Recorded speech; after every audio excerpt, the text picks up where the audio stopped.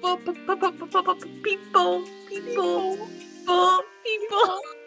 You're listening to the Rewired Woman Podcast, where you can eavesdrop, like really, on our girly chat and learn the science behind our random questions and interests. Join our conversations and follow us on Apple, Spotify, and iHeartRadio, or wherever you get your podcasts. I'm your host, Kat, and I am here with my inspirational and intentional co-host, Mads. I love that one. Better than being called diabolical. I meant it in a way that all of your other friends understood, but it did not fit the Google definition. Regardless, I feel like we've been a little bit less regular about our meetings. So I'm curious, what have you been up to? What are you up to? What are you doing? I'm really excited to, you've inspired me to, for my whole entire next thing I'm going to do in my business. And I've been working on it the last 3 days, and I'm really excited. What is it? So based on our conversation, seems so obvious now, but it's really because of our conversation when we were getting ready to go to the coffee shop or whatever. And you were telling me how you were feeling frustrated with clothes in your body, but also you recognize logically that it's because of all of this content you're seeing with Ozempic and people being super, super skinny again. And realistically, you are happy, but you're also not. Yeah. And it just got me thinking about all of this and how much I've worked on this so much over the last 8 years and done so much, and I can feel myself, I think I told you that I can feel myself being oh my god, I have to do this thing, but if I take a step back, I don't actually want to do that. It's because of what I'm feeling about being perceived by other people and what that means.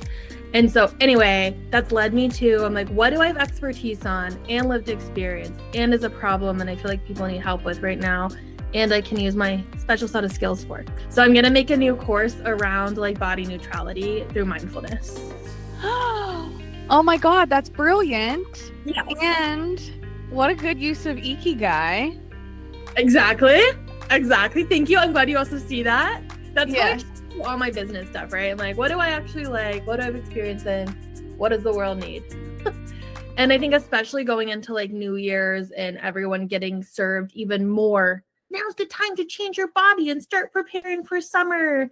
And I don't know if this is true or not, but I saw something on the news a few weeks ago that the Trump administration changed stuff. So Ozempic and things are going to be cheaper starting in the new year.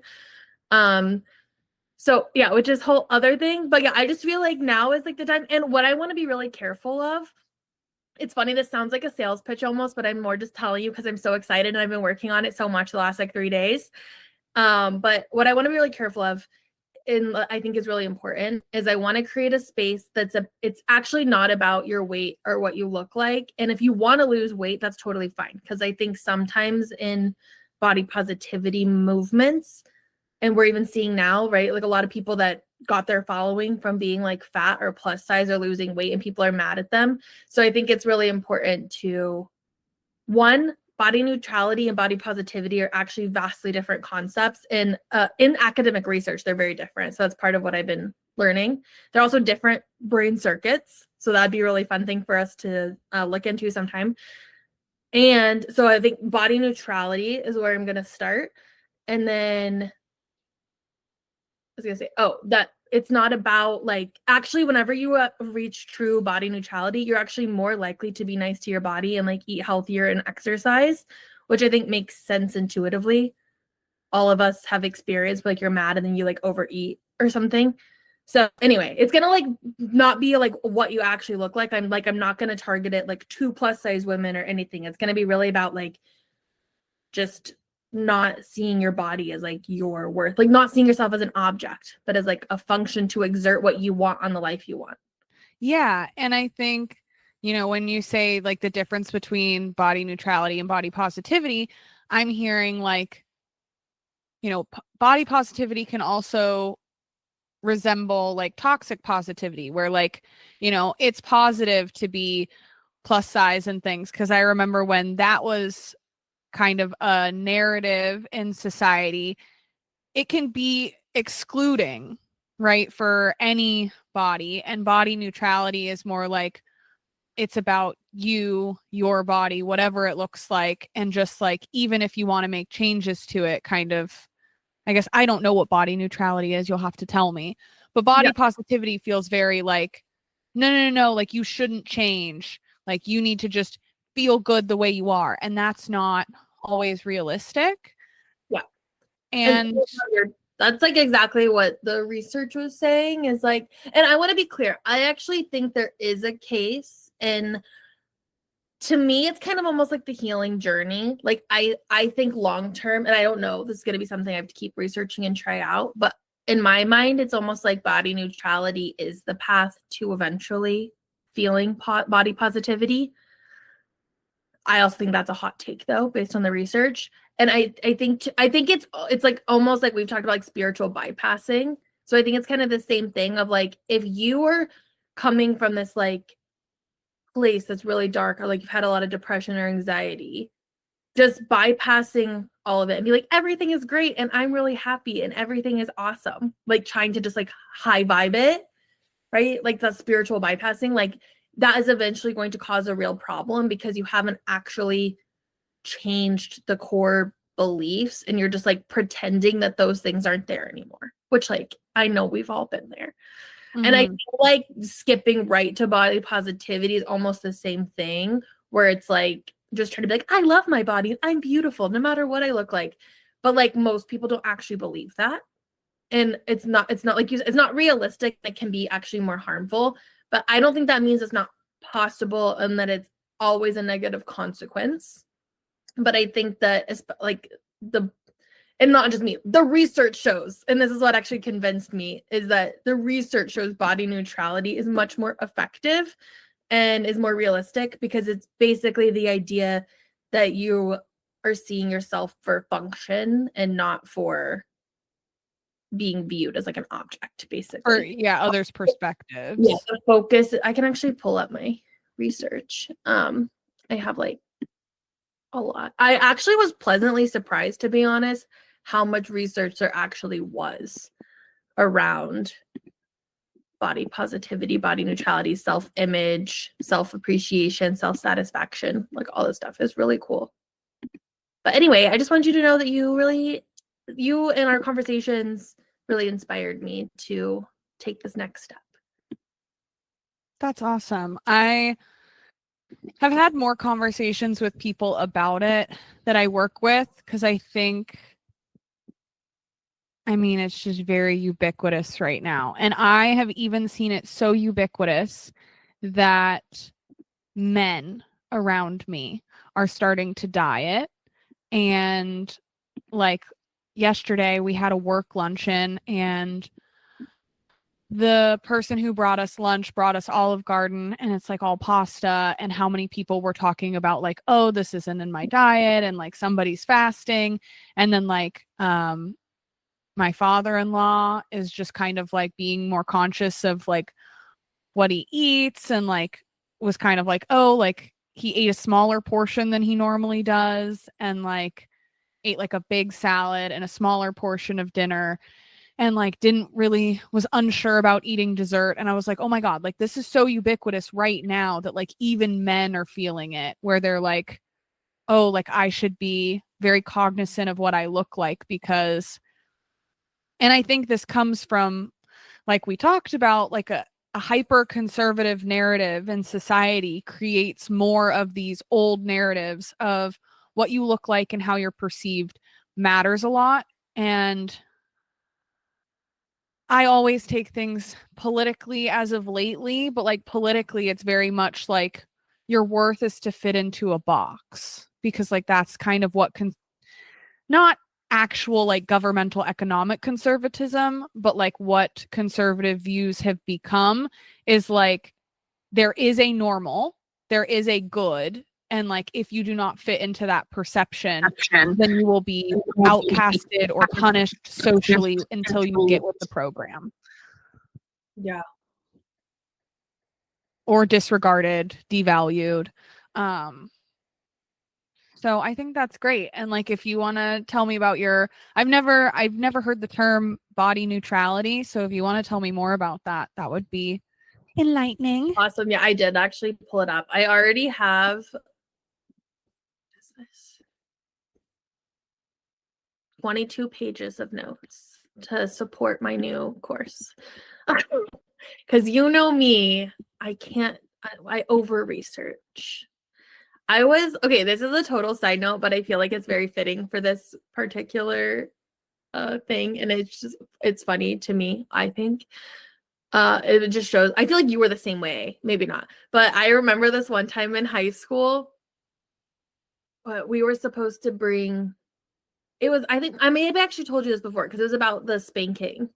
It was like a child development psych class, and we had like a Socratic seminar around like spanking, like for or against, and Arkansas. So I'm not kidding. Like, I promise I can be hyperbolic, but I'm not being hyperbolic when I say in this high school class of 30 people, I was the only person that said that spanking should not be used as a form of discipline for children. Everyone else in the entire class said that it was that they should happen, right? Like it was good. And like their argument basically for why it was good is because like they were spanked and they were fine. Which I have some other thoughts about that. But the funny part here is that like we were supposed to bring like research to support our argument, of course. I don't think anybody else even brought anything. I brought like 10 papers to support my argument. And yeah, that's where I could be a little over the top. But I just remember them being like, I was like, I can't even listen to you because you're just telling your opinion and I have research. A little bit of I think we're very research heavy people. And this is okay, so you don't know this because you left, but Greg and his dad, right before Greg's dad left, and this happened last time too.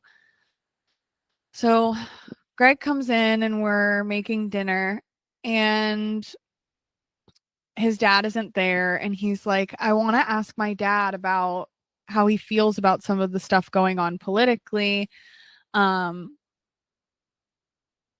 But I'm scared too, because it's getting more to the point where like, okay, how do you not see this? And so he's like, I want to ask him about some of these like very obvious things that I don't think align with his morals or the morals he gave me, but I'm scared about what it might reveal about him, or, if he has views that I don't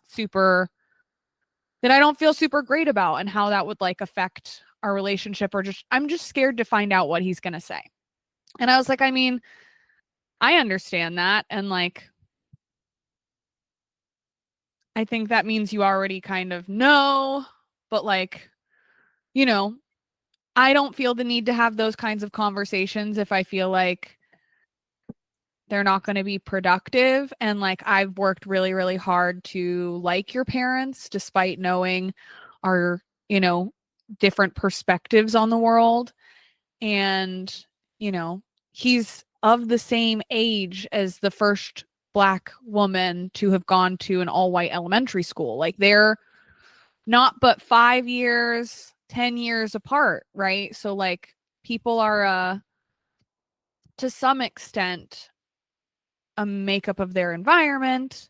And like, he's always lived in a very rural area and like hasn't branched out a lot. And I mean, I hear what he says, like, just don't ask. Like, we know. And like, it doesn't need to be acknowledged by saying it out loud.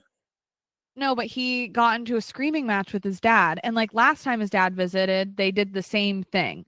But this time, Greg, was talking to his dad and they were yelling at each other. And I guess bad things were said back and forth. And he yesterday had kind of created this like long email full of like very nonpartisan research that he like iced his own numbers, like very much things that he was like, my dad could not say, like, this is just liberal media propaganda or whatever. Like, this is stuff that he would find a reputable source in, like, you know, the whole 9 yards. Did a lot to find like very externally valid and internally valid points.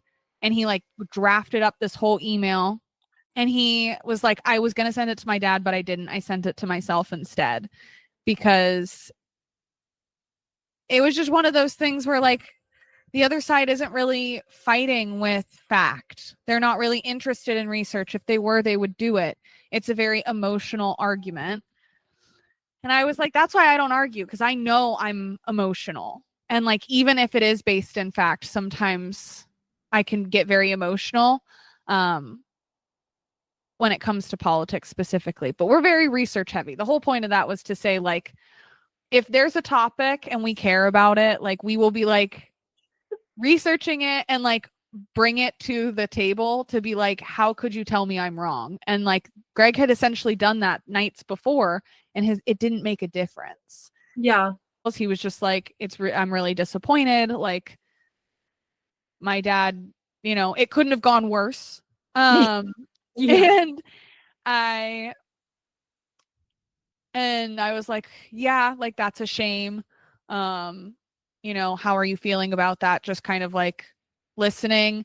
And then we went to work. And then yesterday night, he told me, you know, like, I didn't tell you everything that had transpired, but my dad apologized to me. And I was like, well, what was he apologizing for? And he was like, well, I didn't tell you, but this is what happened. And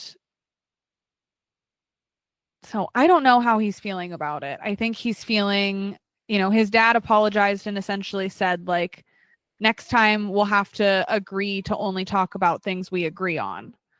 And Greg was like, I don't know if it's still as important to him as it is to me that, like, we're able to disagree and to like talk about things we don't agree on and like bring research to the forefront and have these conversations where, you know, we're like fully open to each other's sides. Cause like me and Greg had talked about how I was like, do you think that he truly has lost his moral compass, that he truly feels this way, or that he's in some sort of like echo chamber of white? Yeah, exactly, like propaganda bubble? And he was like, definitely a propaganda bubble. And I was like, okay, well then, like, you know, and he not lost. Yeah, and he was like, well, I think he feels like I'm in a propaganda bubble. And I was like, well, that's exactly, I mean, I don't think anybody's wrong in that. Like, we kind of are. But Greg, I'm definitely in a propaganda bubble. Greg tries really hard not to be. So I'm in like a very left kind of propaganda bubble, and I try to like dim that down because it's absolutely gut-wrenchingly depressing. And Greg's in a, you know, or Greg's dad is in a, you know, Fox News bubble. And Greg is like trying to be somewhere in the middle, and like the middle happens to be like pretty objectively like Fox News isn't right. The left is dramatic, but also based in fact, and the way they present it can just be so polarizing that it's really hard to get anybody from the right to feel like what they're arguing is factual. Like, it all still feels very emotional and like an emotional attack on them and who they are. So I thought it was better that like Greg had that conversation, because he doesn't feel like, he didn't attack his dad in any way. You know, he wasn't like, you're racist. He was like, the things you are saying right now are racist. Like, they are racist. Yeah. Yeah. Like, it's not, this isn't even like we go back to like the weight thing, you know, and there's like a lot of literature around even like thinness as an ideal is like rooted in racism. And like, I mean, I think we're both on board that that is true. And like, I would like learning about that is really eye-opening. And I can see on the surface where people are like, that's not true. But when we start to go into like, brown people literally don't have the same rights as white people. You can't even like be like, I'm not racist. That's not true. yeah. And I have like coworkers that they're not like big Trump supporters, but that generation so badly wants to feel like they healed all of that, or like it does, like it went away so quickly. And it's like, it didn't, and the fact that you want to pretend that that is like the problem, you know? They're like, realized, not to cut you off, but I'm No, like, yeah. it's literally full circle to what we were talking about with like spiritual bypassing and toxic positivity. Because this is like one of the philosophy classes I took. I've definitely told you about it. The Enigma of Evil and Suffering. It like literally broke my brain. That's the one where like it was only 7 people in every class. Like people would leave just like chain smoking for like, and I left and threw up one time. Like this class was really not, it was not fun. But one of the things we talked about and like one of the things we explored was how after the Holocaust, you know, Germany has taken really, you know, radical, some people say like responsibility, and like the way that they talk about it and teach about it and have memorialized the victims, and like they don't let you forget. Like you're in Germany and like there's no forgetting or pretending like it didn't happen or, you know, brushing it under the table. It's like right in your face to be like, this is what happened and like this is why we have to take responsibility and learn from it and like never let something like this happen again. And it's like America, right? The United States, we never did anything like that. We've always just been like, oh, what? The Civil War wasn't even about slavery. We just like totally circumvent and like pretend like it didn't happen, didn't go away. And in that way, it's like spiritual bypassing and toxic positivity, because it's like never healing. It's not acknowledging or taking accountability or reparations or healing any of the things that happened. And now it's all just like crumbling apart. Yeah, and I think people are so scared. Like we talked about this. We're so scared to mess up that we can't have these conversations. And because of that, I think people are so scared of being called racist that they're not really willing to look at the fact that, like, me as a white person, in order to go fully through all of my personal healing shadow work, we're not even talking about like being a better person societally, just to like deal with my own shadows. Like I do have to acknowledge that like I grew up in a system, like I said before, like I'm a product of my environment, and I grew up in a system that has all these narratives that are fat phobic, homophobic, you know, racist. And if I'm not willing to look at and acknowledge how that shows up in me, and I'm going to be like, oh no, like that's not me, then I'm part of the problem. And I think people are so scared of just like admitting that, like, even if it shows up as like white guilt or whatever it shows up as, like it's there. And if you refuse to look at it, it will always be there and actually becomes more problematic if you're not willing to own up to your individual as a reflection of the collective you grew up in, right? Like, it's not that I like was born and chose to be that way, but I grew up in a society and I went to a school where there was 3 Black people. Like, even if it was in a like more urbanized area than rural Pennsylvania, it's just like, and it's not to say that I want to feel that way, but I can't not feel that way until I look at it. Well, also it's like you might not even, not you specifically, just like the royal, is that what it's called? The royal you, the collective you of that. You might not even know you feel that way because it's so normalized. Like it's not like this feeling of like we've talked about before, even like going back to the fat phobia stuff, which I feel like is on everyone's mind right now, right? You might not even be someone that's like, oh, like you look at someone bigger and be like, oh, they're revolting, right? You might, and like, you know, you might, but a lot of people might not have that direct of a thought and be like, I'm not fat phobic. But then what? They spend their entire lives yo-yo dieting so that they're not over the size 8, and they're like mean to themselves. And so it's like it's still rooted in this. And I think that's helps illustrate these points, like you're saying, is like you can't truly know yourself and hold love for yourself and others like if you're not willing to look at the deep core beliefs that are running the decisions of your life. Yeah and it's not always so obvious, is like, I hate those people, or I don't like those people, I don't respect them. It shows up because it's so normalized. Yeah, and there's a lot of covert stuff happening in American culture, right? And that's why marginalized individuals are kind of like, this is a problem. And I think people who don't look at it themselves that's why they're so frustrated with it, is because that kind of goes against, like, they spend their whole lives trying to cover this stuff up and not deal with it and not address it. And so when, you know, vulnerable populations are kind of like, hey, this is still a problem, you still, whether you realize it or not, are covertly treating me differently.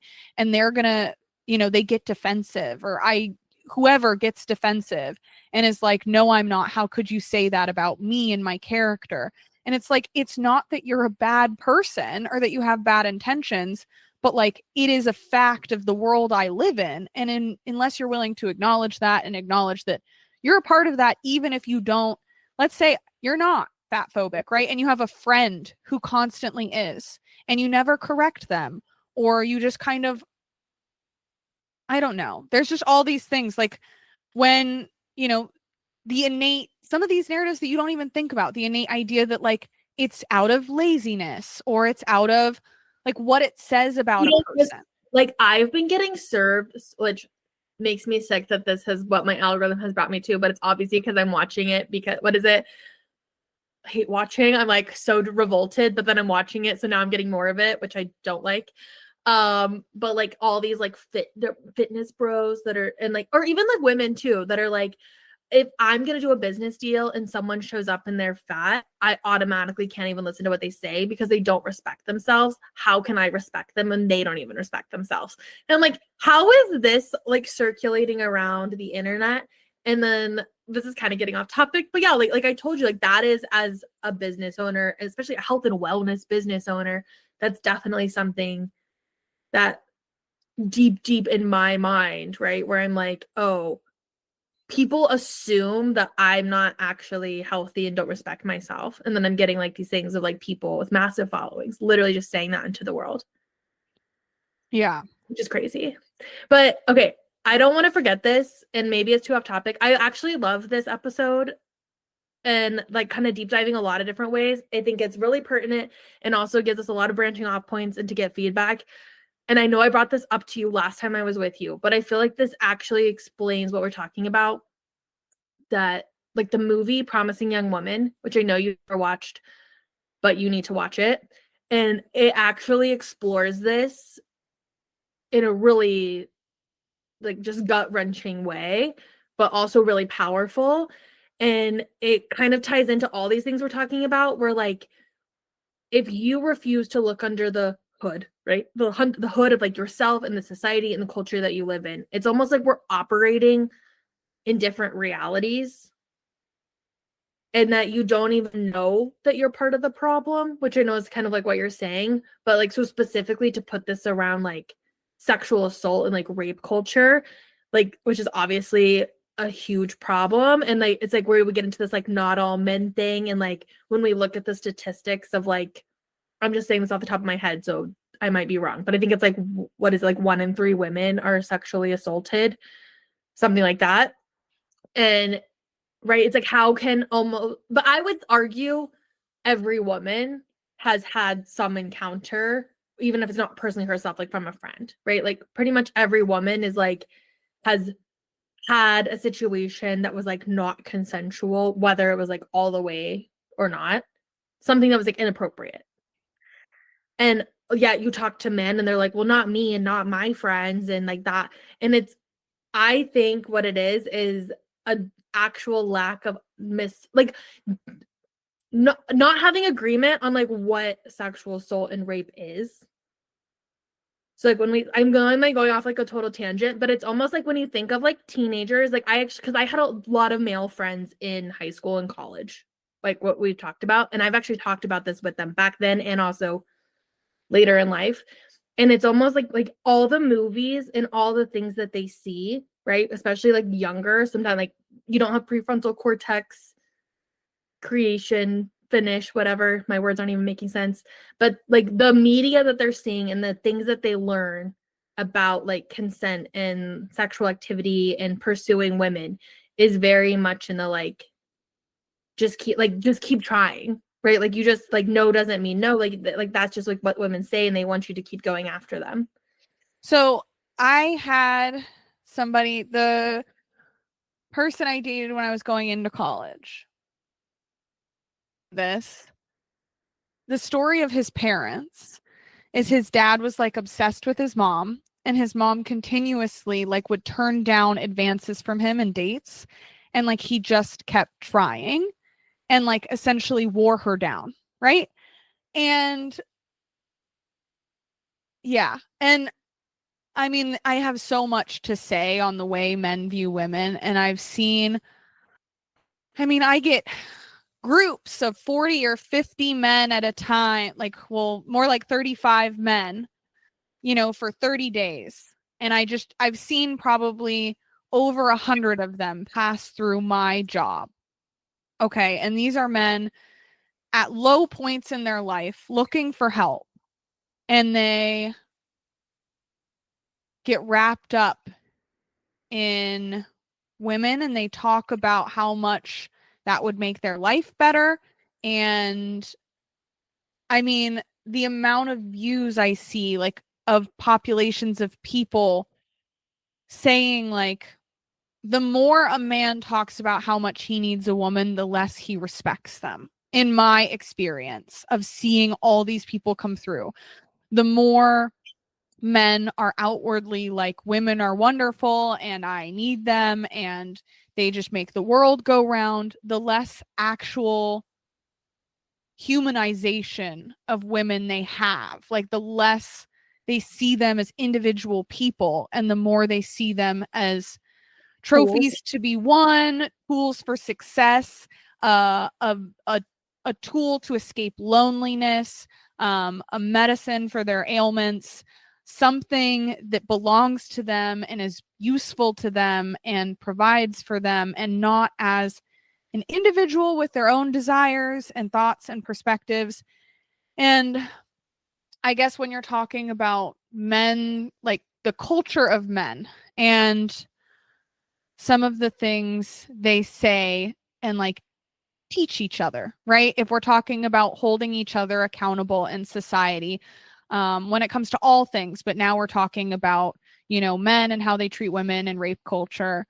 There's something my father-in-law does that I noticed that I never noticed before, where and I see it in older generations more than in younger generations, but I'm sure it's ubiquitous, but it's this idea that they sign off on people. And you see Trump do it all the time. Like, it means something. So it looks like when a guy's name is mentioned in a conversation, they go, "Oh, I know him. He's a good guy." And it's just like, that's like a sign off. Like, I have signed off that I know this person and they're of decent moral value. Now, the other night, he was doing this with somebody who, as far as I know, I don't know him, could be, right, a good person. And I spoke up to kind of give my input, and I've done that before, and it's completely like, okay, and they just move on. Like, why the fuck are you talking? Yes, exactly. Because apparently women's assessment of men is just in their mind so skewed and so wrong that the only person, it's like fucking banks and old timey shit where it's like, could you on behalf of this woman verify what she's saying is true? Yeah. You know what I mean? And like, so like we've created this culture where men have the objective factual information apparently on like who's of good moral character and who isn't, right? And then they don't talk about sex with each other. Okay. And there's this idea that you wouldn't want to know if one of your friends was a monster in this way, because what would that say about me? Yeah. I also think, like, I think that's accurate. And I think with the original thing I was trying to say there, though, is that I think that it's, and I'm not saying this is good or bad. I'm just saying, like, if we're like genuinely wanting to change and have a real conversation as a society, we can't, like, on individual levels, what am I trying to say? It's like I'm not trying to like say that they don't have like responsibility and accountability to take on individual levels, and socially and culturally and through the media and things that they're taught. I think it's almost like a skewed perception of like what normal is and like what a monster is. And it's like they don't see like what women are saying like is sexual assault or like is rape or is making them uncomfortable. They're like, oh, you just misread the situation. It wasn't like that. It was like this. Which is kind of what you were saying, right? That they're not believing our experience. But I almost think it's not even all the way to the level of like, I don't want to see it because I don't want to see that they're a monster. I think it's like, I see it and that's just like what it is to pursue a woman. Yeah, I think. Which that could also be my own really negative take though. No, I think that is definitely an aspect of it. And I think that, you know, I mean, a lot of media is made by men, first of all. And then second of all, even women will romanticize some of this stuff because it is in our culture. So then like we as women have to recognize where, you know, and nice guys in quotations, of course, will complain about this, right? Well, women only want men who treat them like shit and blah, blah, blah, blah, blah. And so I think that is something that, you know, in media and socially can be much of a problem. But I guess like on an individual level, I'm thinking, you know, this also relates to kind of like people who are emotionally attached to a certain political party where like even if you were presented with facts that what is happening, you know, it kind of shatters your version of reality. Like you were saying, like we live in different versions of reality if we're not willing to like take that sort of personal accountability. And like the men who, you know, are kind of like, well, not me, not my friends, because it would really hurt your ego because there's this sense of a nice guy. Yeah, well, like also if I do bad things or if somebody does bad things or if I associate with bad people, then I'm a bad person. And like we're not acknowledging that some of this, now this is controversial for sure, but some of these behaviors are, you know, trauma responses to other sexual assault, right? Like it's passed down in this like hush hush manner of like, I can't talk about it or no one will believe me.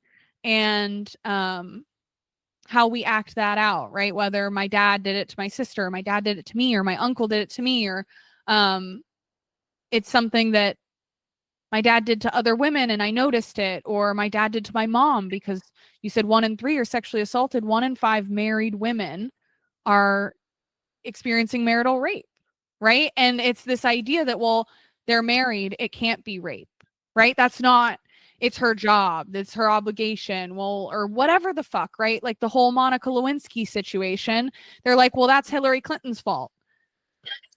Because if she was doing her job as a wife, then he wouldn't have been, you know, like that stuff is fucking crazy.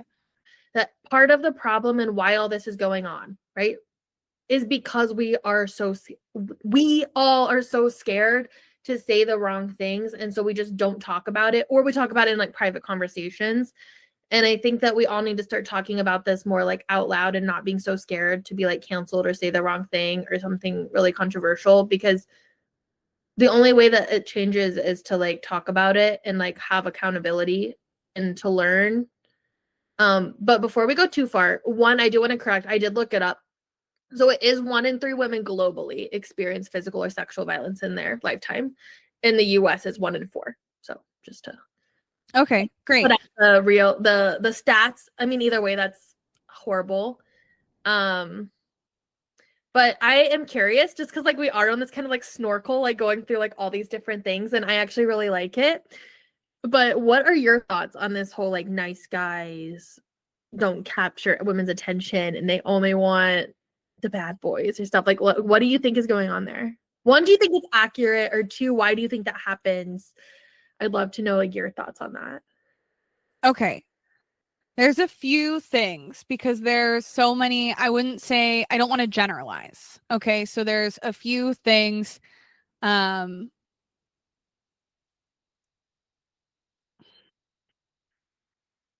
mean, when we're talking about this, it makes me feel like we're talking about female desire.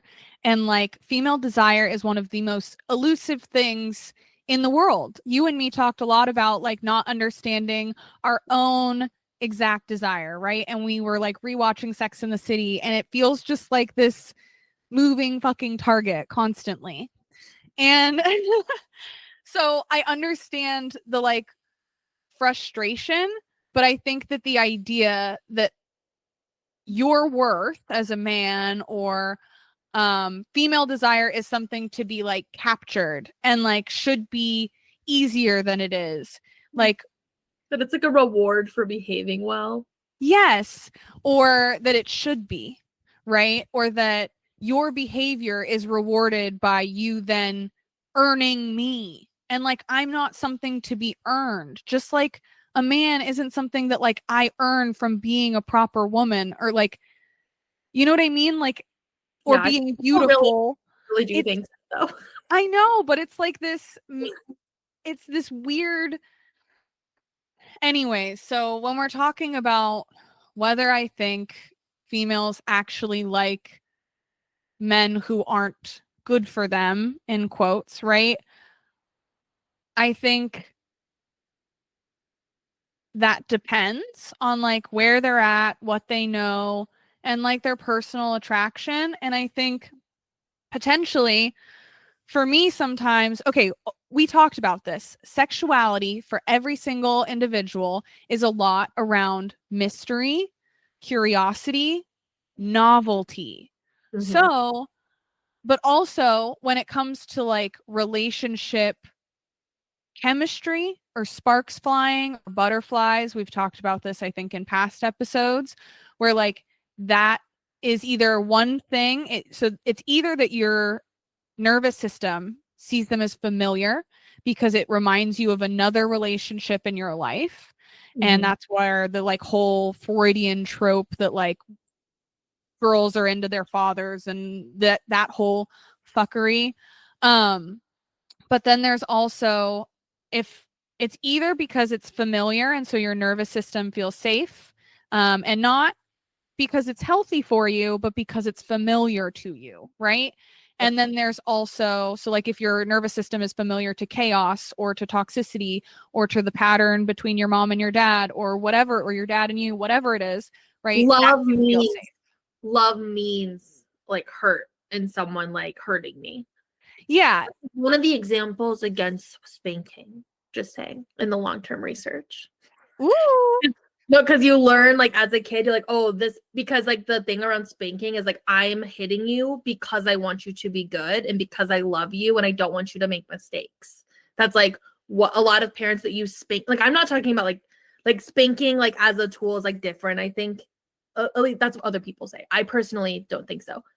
Cut out that part. But you know what I'm saying is that like parents will say, I am doing this to you because I love you and I want you to be good. Yeah. And then that like teaches you like, oh, if someone loves me, they're going to hurt me. Yeah. So that I'm good. Hashtag kink development. All right. So either it's because it's familiar or it's because it's novel, mysterious, and like kind of the other side of that coin. Like it's either, and it can be novel and mysterious and familiar to your nervous system, right? They're not like mutually exclusive, but sexuality also has a sense of novelty, which we talk about like in long-term relationships when people are like, my sex life is kind of stagnating or has hit a plateau or has declined, right? A lot of the research and the people who are creating books to help couples with like long-term sexual activity, it's about creating novelty and a sense of curiosity around your partner again. And so when we talk about female desire and whether they like the bad boys or not, and this can, it sometimes female desire is either A, recognizing a familiar pattern in somebody else, Or B is because I think, now this is completely personal and I don't know how I feel about this, but like women sometimes we take on a lot of mental load, right? We're constantly observing, and like sometimes women are addicted to, like, not addicted, but attracted to like a rush, that anxiety butterfly feeling, that oh my gosh. And like sometimes that does, danger and anxiety are very familiar, like very closely related to excitement, and could, this gets into like the 50 Shades of Grey and the Twilight, right? And like, why is Bella really into Edward? Because he's mysterious and he's dangerous. And like, that is also just what makes people sexually attracted to each other, period. Right. And then a good point. There's also, you could say the same thing for like men who want a virgin, but also want somebody who's like a freak in the sheets, or whatever the fuck you want to call that. And it's this idea that like sometimes men who say they really like love women and want classy women, will also watch a lot of porn. Like they also want, so they want the sex to be mysterious, right? They want it to be like, oh, you're like not very sexual on the outside, but they also want it to be dangerous, like on the inside. I don't know. Yeah. No, I think you're hitting the nail on the head. And even the other thing that comes up to me, which I know we've talked about in private conversations, and is definitely my own personal experience, is, and that I have observed like through media and talking to other women, I think there's almost this component of like when we're like, why are women attracted to the quote unquote bad guy, or not attracted to the quote unquote nice guy? I think there's a few layers, like you were saying. I think on like a surface level, the attraction to the bad guy, at least for me, is I think there's this idea of like, well, all men are bad and are not going to treat me well. At least he's being upfront about it, right? Like I know he is a dangerous asshole, but he's not tricking me. So it's almost like you're like accepting, like you're like, oh, they can't hurt me as much because I already know what I'm getting myself into. Whereas like with like a nice guy, you're like, oh, they're pretending, right, to be nice and to be this person, but I'm just waiting for the other shoe to drop for them to show me their real colors. Yeah, and I think women are very intuitive, and we're not acknowledging the fact that there is something seedy about a guy who is overly nice to you, because like I said, it means that they're trying to like earn your affection, like it's a reward. And women don't really like being put up on a pedestal that is fake, right? Women love to be admired and appreciated when it's genuine, but we can sniff out somebody who is putting us on a pedestal in order to get their way, because it's not about what we want to them. It's about fulfilling their need. Yeah. And that's why I think it's like the quote unquote nice guy is because they're not actually a nice guy. It's a ruse to get what they want. Mm-hmm. Like actual nice guys don't call themselves nice guys.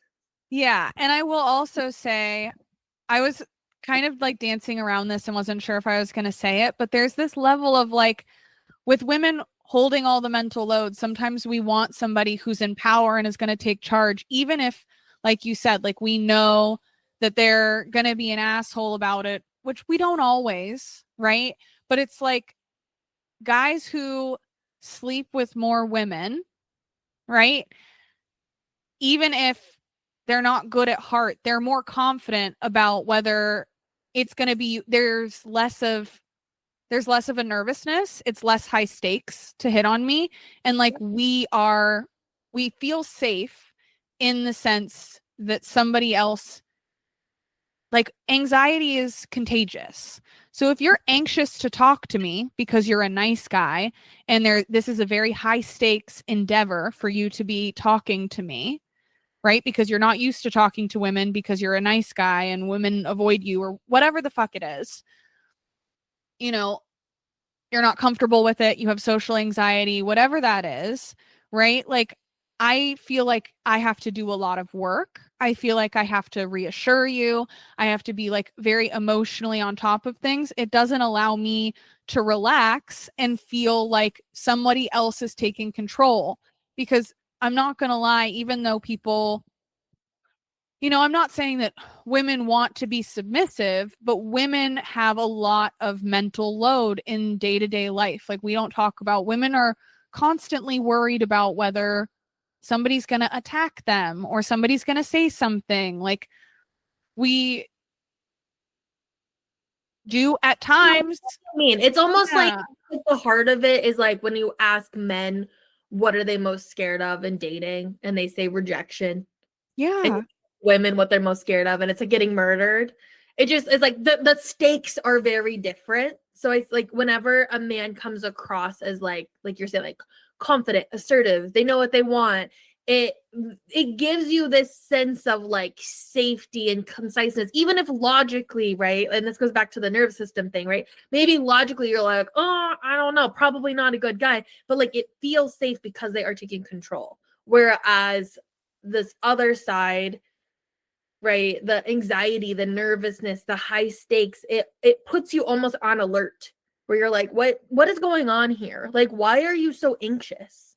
Yes. It feels uncomfortable, even if maybe it wouldn't be. But I also think this like goes into the idea that what I was saying earlier is I feel like almost when it is so, and like this is a really hot take, and obviously this is a mass generalization, and it's not applicable to all men. But I think when we're looking at this like subset of guys that call themselves nice guys and are like, nice guys finish last, and like, I'm such a good guy, and like girls never want to be with me, right? When we're looking at that specific type of man, it's like I think you really described it well, is like it's because they're almost even more so than the bad guy, seeing women as like a status symbol and something to attain. And that's like they're so nervous and feel so uncomfortable, and it feels so high stakes because like, what does it mean about me as a guy that I can't get these women? And there's like it's still so much about them.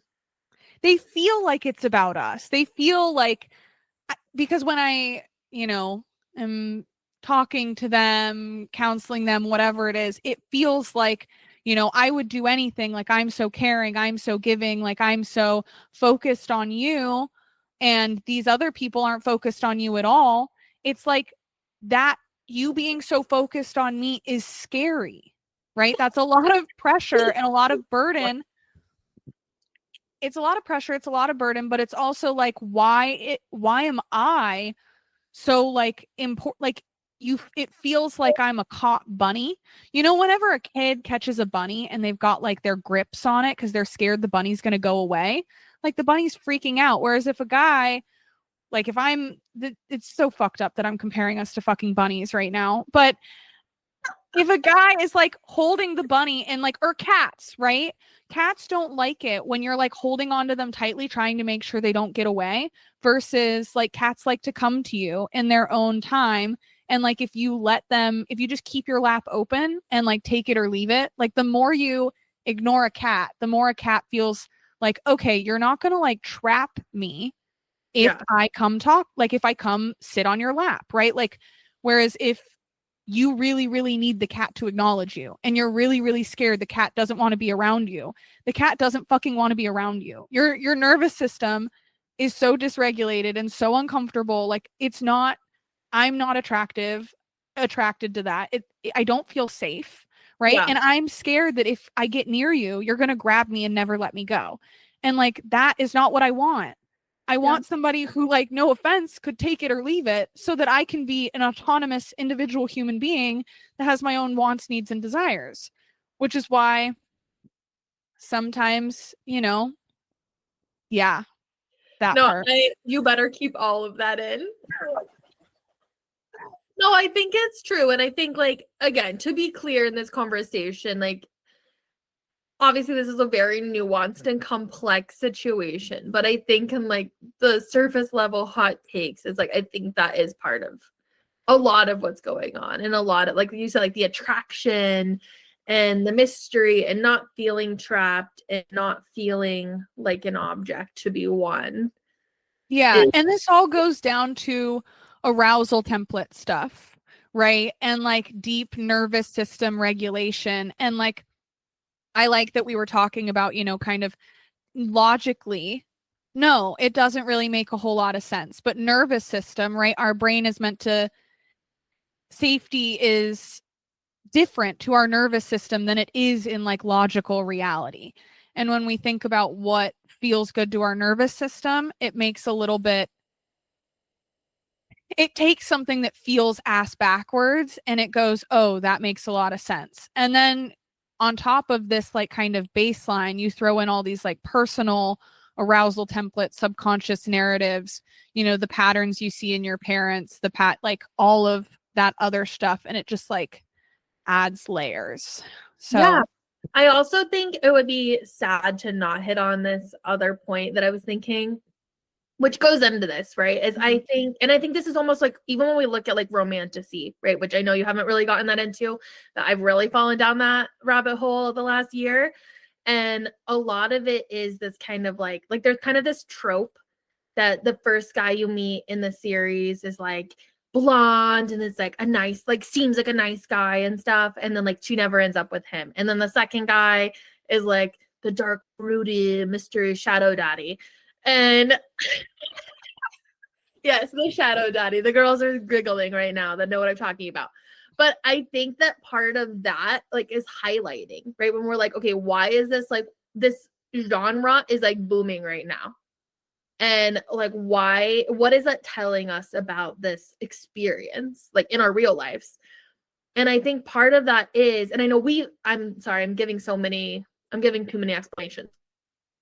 I think part of it, what is highlighting that goes into all of this is that in the nice guy trope, or like the good guy trope that you're supposed to want on paper, is that the expectations that they put on you too also almost feels like seeing you as a one-dimensional character that's always good and always does the right thing and is like making them look good. And I think almost this ideal of like the bad boy that chooses you, right? They would burn down the whole world and like throw morals out the door to like take care of you and to like see you as this like complex person that's capable of like bad and good. Is that it's almost like they're seeing you as this more full-formed person that's flawed, and they still like you anyway, right? They still like you anyway. Whereas like you also could go down like this, like the nice guy template is like, well, you should always be being good to get what you want. And so I think there's like also this layer there, which is interesting. You know what this reminds me of? This reminds me of, okay, so it's a two-way street where men, we see this where like men won't put, younger men, okay, won't put on their dating profile that they're conservative. And when women ask them if they're conservative or not, which we can get into a whole nother thing about why younger men feel the need to be more conservative these days. But we're talking like Gen Z, right? Gen Z men, scarily enough, more conservative, and why they don't feel comfortable being open about that is because they still date liberal women and are putting moderate. Yeah. So they say themselves, like when I've heard a few like interviews, excerpts where these conservative young men are essentially saying, well, I don't want to date a conservative woman because she has all of these unrealistic expectations of me that fall into traditional gender roles. And liberal women are more like flexible, and I get to be more of a dimensional human being, and I don't have to fall into these characteristics of toxic masculinity as much if I date a woman who identifies as liberal. And therefore, like, I don't want them to know I'm conservative because there's now social consequences for your beliefs, which is ding, ding, ding. At dinner. Which is like a whole thing going back to like when we were talking about why we should be talking about this and how we kind of create cancel culture creates societal consequence, like large scale consequences, and involves generalizing. But on an individual level, we should be talking about our disagreements so we can hold, like in rape culture, individual accountability, and there can be individual relationship social consequences, so that if men, you know, frown upon their friends being rapists, that would actually have a better impact than us societally just being like, this is bad. Yeah, and like all men suck. It would be better if the men who identify as like the one who isn't the problem will then get up and point to your friends and create social consequences for the problem that exists. But ultimately, conservative men are essentially saying there are less consequences. I don't have to always pay for dinner. Things are more dimensional and equal in a relationship with a liberal woman than a conservative woman. And so it's kind of this idea that, well, isn't that funny? That's how women feel about conservative men, where like, or the good guy, as you're saying, not that they overlap. Yeah, But I think I trust our listeners that they're smart enough to know the difference. yeah, but it's like the expectations, right? The good guy holds these very one-dimensional expectations, and then it's kind of like how traditional gender roles hurt us all. Yep. Yeah. Oh, this was good. Yeah, I really like this conversation. And How long is it so far? I don't know, we're probably in a pretty good spot. I love like wrapping or doing this though. I think this is really good. One, obviously it's way easier to because we don't have to like prepare.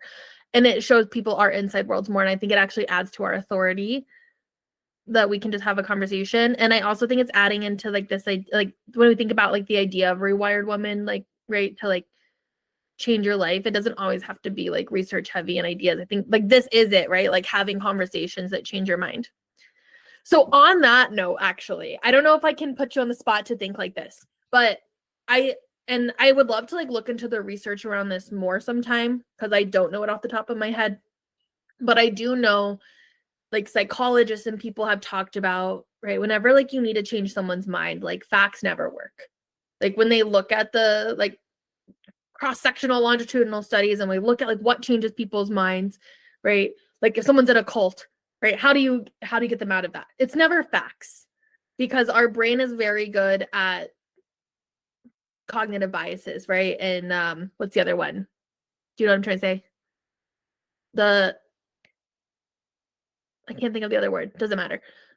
That we are very good at doubling down on what we believe. Mm-hmm. Right? I know what you're trying to say. Not just cognitive bias, but like it's another CB word though. Yeah, it's like it's kind of like bias reinforcement, but where your brain only looks for patterns that support your own narrative. Yeah, and that you it's like cognitive distortions, right? Like you can believe what you already believe and nothing is going to change your mind. Yeah. Right? And like what does change you though is emotions, and I actually do think that's why it's really important wrapping all of this up, right? That's why it's important to talk to people that you disagree with.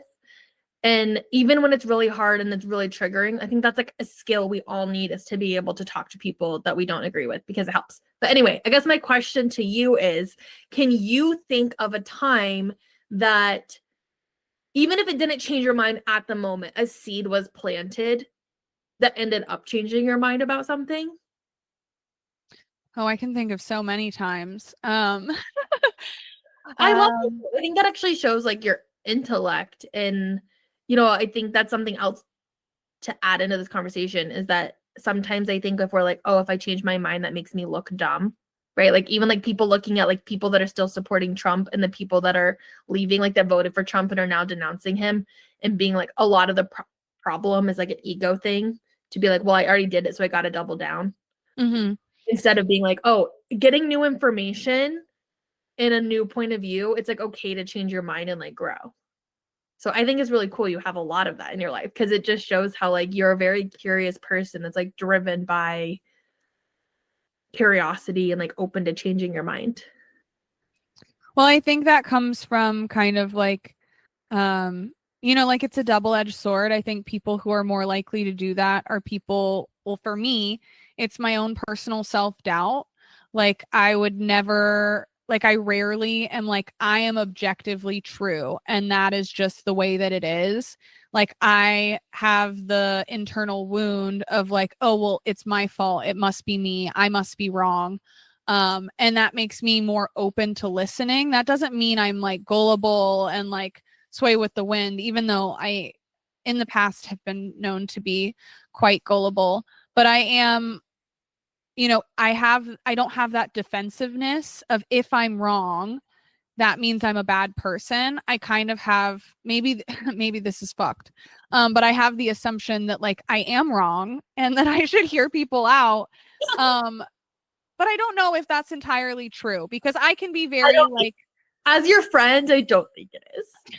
I think that I don't doubt that that is a wound, and it's a wound we share that we've talked about a lot. okay, so and I think it's a sign of intelligence though. Yeah, but it's like that BPD where like people always invalidated my feelings and I was always taught to question my reality and my perception because of how many times when I would tell somebody, this is what I saw, this is what I experienced, this is how I felt. And people would say, that's not true. That's not how that happened. That's wrong. And so because of that, I got that internal, like when I feel something or experience something, I ask myself like, is this just me? Like, am I making it up? Am I crazy? And because of that, I'm like, at least I have that initial defense down where like I'm already ready to like question my own beliefs. Yeah. And like that can be useful, but it can also be, it's a work in progress. But I know that a lot of people that have that level of self-awareness of like, I could be wrong, my experience could be negative, like it could just be my perception of things. Like when people use that sentence, like maybe that's just my perception.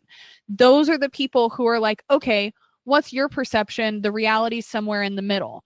Or there are people who like their ego is so bolstered by the idea that like my perception is reality and they cannot move on from that. And like that can be very dangerous.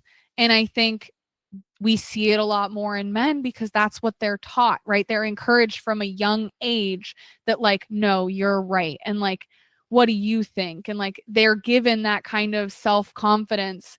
And like, we wonder what the fuck that's like, we wonder why they're not willing to see new things. And it's like, well, you fucking taught them that. We did it to them. Full circle though, as you're talking, I'm like, wait, this is why we research so much, because we want an objective truth to point to outside of our own perception. Well, yes. Oh my God. The research, the science shows I'm not crazy. Holy shit. Yeah. And then about my little like 16-year-old self bringing in 10 packets of research papers. Yeah, I'm not alone in my perception. That is like such important evidence to me. That's why I seek a lot of external validation, is because I just like need to know that, okay, we're getting into too much, but I think we need to break this one off because I'm worried about the editing length. Okay. I have something to say. Okay, so a time in which my mind was changed. I think it was emotional. And it wasn't, people weren't intentionally trying to change my mind. It was like a seed planting moment. And it was in college over time.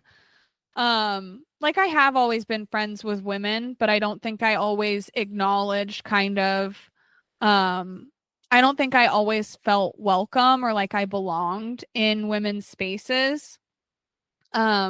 Because when I was younger and I wanted to do womanly things, right? We know, I mean, I guess the listeners don't know, but I have been working through like a deep femininity wound, I guess I would say, where like at a young age, I was like a very feminine child, would like wear all one color, loved the color pink, always wanted to do makeup and do makeovers.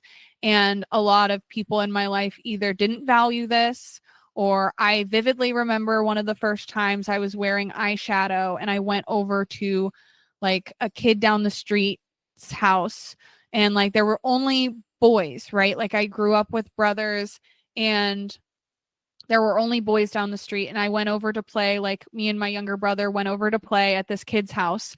And I'm in like the 5th grade, and their parents look at me and they go, "Are you wearing makeup?" Like with such a negative tone. And I felt so embarrassed to be wearing makeup. And like I grew up then not wearing makeup, right? And like I almost felt like people reacted very negatively to me being feminine, and people were like, you know, that line you hear, like, why are you so dressed up? You know, like all of these things, like my femininity is some sort of performance, and I felt like people really didn't value it, and so I kind of got rid of it. Like slowly over time I got rid of it. And when I went to college and I was friends with all these women who, not even like your internal stuff, but like even like not listening to like female artists and stuff, right? yeah, so like rejecting of like other women overall. Yes, like I kind of grew into this thing where it's like, oh, that's like silly women stuff. Like I'm a cool girl, right? In quotes, like I'm not like other girls. Like I don't wear makeup and I don't do this. And like I play in the dirt and like I'm willing to like do this. And like that's also probably what led me to drugs, right? Because I'm like, oh, I'm not the girl who's gonna, you know, mooch off your weed. Like I brought my own weed and I brought my own liquor, and like I can hang and I can get down, and like I provide for myself, and like I drive my own car, like very hyper independent, rejecting of femininity. Now, like I didn't hate femininity in other people, but I was kind of like, you know, like that girl who's like, oh, well, like I don't need makeup, or like I don't know. But I was still kind of secretly in awe of these people. So I still had them around me. So in college, when I'm around them, I remember I had these 2 roommates and they were doing their makeup. And I remember them saying something like, oh, like, you know, you kind of wouldn't get this. Now, I don't know if I actually heard this or if it was like an auditory hallucination or something that I was like paranoid about in my mind, but it was essentially this idea of like, oh, like Katrina's ready in like 10 minutes because she doesn't, you know, do anything to get ready, and like we are like bonding over like putting on our makeup and like doing these things and like doing our hair.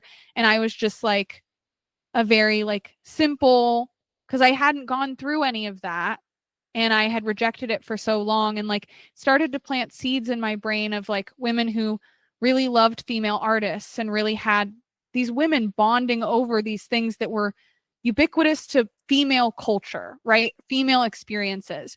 And I found myself like, wow, like I really value that and want that. And I have been rejecting it for so long. And like, that's so sad that you know, it just kind of became real and kind of planted the seed in my head of like, why am I rejecting this? And like, what's so bad about it? And how am I contributing to a problem, like a social problem, by essentially like, I didn't look down on people who did it, but I, you know, thought I was superior in some way. I thought it made me more valuable that I didn't, which, as we were talking about with these narratives, is part of the problem, right? If I'm not willing to look at, well, that is looking down on them, right? Oh, that is devaluing femininity. If you are, you know, going to say like, I don't devalue femininity, but then I'm constantly rejecting it.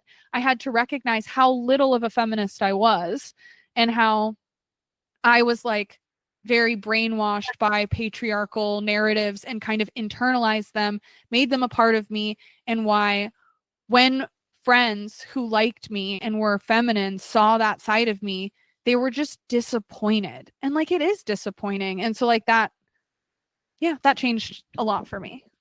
That's good. I mean, I think, and obviously you can keep this in or take it out depending on how you feel about it, but I think we should keep it in. I think that's what's really cool about our friendship, is because it's like, while we have so many overlapping core existential problems, it's like how we reacted to life was so on extreme opposite sides, right? Like I think like you look, like people look at me, right, and they're like, you are the like I've told you, like in private conversations, right? Like I've had, and I actually didn't know, like it was not as like conscientious as yours was for sure. Like I've had so many people throughout my life be like, oh, like it's really inspiring to me, or like it's really wild to me how like you show up so hyper feminine, but like you're still successful. And that's really surprising to me. And I think for so much of my life, even being told that in my 20s, I was like, I don't get it. Like, I don't understand when people are telling me this. And so it's like really interesting. But that's not even what I was going to share. What I was going to share is almost this like femininity, because I had my own reactions to that. But even in this podcast, right? Like when we talk about like editing and production and like what we want to put out into the world and how we display ourselves, like I think these things come up for both of us, definitely more so for you from what you've shared with me. And that, right, like when we come across really feminine, really excited, like talking really fast, saying like a lot, things that we say to like younger women, that it devalues people's, your perception, right? It devalues people's ability to take you seriously or see you smart or intellectual if you come across like a young woman that's, right, socially we're like, oh, like excited chatter, that's not intellectual. And so it's interesting that as much as you have changed and you are accepting that there's still this limitation almost of seeing femininity in this really one-dimensional character of like, if you are girlish or like hyper feminine or squeaky or makeup or like, that you can't be smart and taken seriously. I know you don't actually believe that, but that it's like that like core wound pops up. Well, there's obviously there has to be some part of me that does, right? And it's kind of like growing a new part, acknowledging that part, you know, healing that part. But I can't, you know, I can't say that, like I said, it's still a work in progress. It'll always kind of be something I'm working on. And it's so easy to fall into when I'm around older generations or certain people that I want to impress or people with that old narrative, to be like, yep, like there's a girl I work with who wears like a lot of makeup to the point where like it's very obvious, and like people will talk negatively about it, and she's closer to my age, and then we're kind of like the younger people that we work with, right? And I feel more like internally I can feel the two sides, like one in defense of like, that's so fucked up that you would even consider that as like a part of her character or a tribute, that has nothing to do with how she does her fucking job. Like it doesn't. But then there's the other part of me that's like, why is she doing that? Yeah, like why does she feel that's necessary? Like why is she standing out in that way? Like when she could, you know, blend in and like all that.